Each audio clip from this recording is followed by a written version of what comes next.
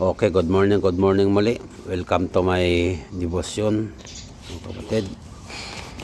Babalik po natin ang ating devotion. No? Sabi nga po dito sa 1 Peter chapter 1 verse 7, no? Ang gintong nasisira ay pinapadaan sa apoy upang malaman kung talagang dalisay. Gayon din naman ang iyong pananampalataya sa nahigit na mahalaga kaysa ginto ay pinaparaan sa pagsubok upang malaman kung talagang dalisay o tapat. Gayon kayo'y papupurihan, dadakilain at pararangalan sa araw na maihayag ang Panginoong Hesus. Kaya pinapagatan ko pong ito, ang pamagat nito ay kasing dalisay ng ginto. No, kasing dalisay ng ginto ang ating pananampalataya. Okay po. Ang ating pananampalataya ay sinusubok, hindi upang malugmok tayo, bagkus upang tayo'y patatagin. Ano po? Upang tayo patatagin. Hindi tayo hinahayaan ng Lord na tayo po ay malugmok, kundi tayo po ay nais niyang patatagin ang ating paniniwala, ang ating pananampalataya sa Kanya. Nalalaman ng Diyos ang ating mga kakayahan, kaya naman hindi niya tayo iiwanan o pababayaan. Salamat dahil ang Diyos ay laging tapat sa atin. Kahit tayo ay hindi naging tapat, ang Diyos ay nandyan pa rin na patuloy na ginagampanan, patuloy na nagmamahal sa ating mga kapatid.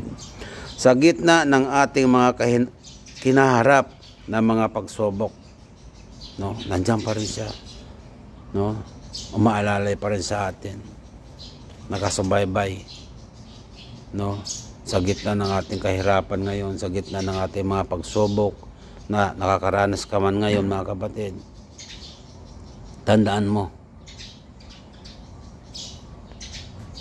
dapat surrender natin kay Lord ang mga pagsubok na ito. No? Hindi natin to kaya, kapatid. Huwag mong angkinin ito. No? Sapagkat ang Diyos nais niya nasamahan tayo. Kaya nga tinuturuan tayo na tatagan natin ang ating kalooban sa gitna ng mga pagsubok. No? Huwag tayong panghinaan ng loob sa mga pangyayari ngayon sa ating mga paligid. Maging matatag at handa sa lahat ng oras. Ba?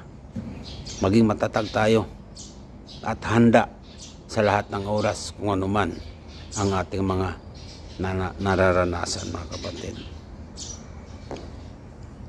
Sapagkat nalalapit na ang pagdating ng Panginoon, tulad ng isang ginto na dumadaan sa apoy upang maging dalisay, nararapat na naman sa ating pananampalataya ay higit pa sa ginto ng ubod na pananalig sa kadakilaan ng ating Panginoong Hesus. Mga kapatid, no? Dapat ang ating pananampalataya, ang ating paniniwala sa ating Panginoon ay 100%. Huwag kang mag-alinlangan, huwag kang magdadalawang isip, bagkos, no? Maging totoo tayo, maging tapat tayo. Mga kapatid, sabi nga doon sa Matthew City 21, doon sa sinabi ko sa Ebirel, mga kapatid, talagang nakakatakot. Sabi nga ng anak ko, nakakatakot ang verse na ito pa, no? Sabi niya doon, hindi lahat na tumatawag sa akin, Panginoon, Panginoon, ay makakapasok sa kaharian ng langit, kundi iyon lamang sumusunod sa kalooban ng aking Ama na sa langit. Ang verse na ito, mga kapatid, isipin natin mabuti. Kahit ikaw isang Kristiyano, kahit ikaw isang mananampalataya, kung hindi ka sumusunod sa kalooban ng Panginoon,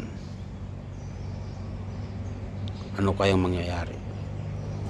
Okay po? Sige po, tayo po'y manalangin. Ama naming maraming salamat sa gitna ng mga pagsubok. Patawad kung kami ay napanghihinaan ng loob at nawalan ng pag-asa. Baguhin mo po ang aming buhay ayon sa iyong nais upang maihayag sa lahat ang iyong kadakilaan. Ito ang aming samot dalangin sa pangalan ni Jesus. Amen. Okay po. Salamat po. Patuloy po tayo mag-iingat mga kapatid. No? Lagi po tayo manalangin. Lagi po tayo mag-pray kay Lord. Okay po. Salamat po. God bless.